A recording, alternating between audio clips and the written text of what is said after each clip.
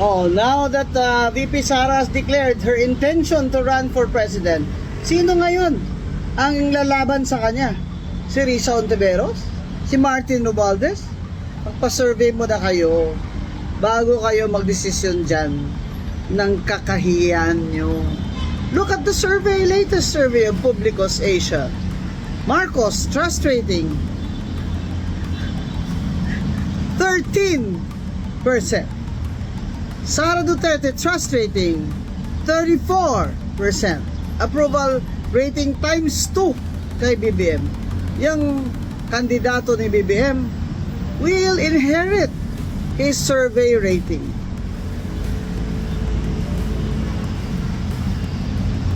Tingnan nyo, dahil lagi niya pinipersecute si Sara Duterte, ngayon sinasabi niya, okay, since pinipersecute niya naman talaga ako dahil takot kayo mag-presidente ako, pues, I am announcing my intention to run for president in 2028. Intention pa lang, nanginginig na kayo eh. Kasi ang dami yung mga kasalanan, mga magnanakaw kayo, mananagot kayo.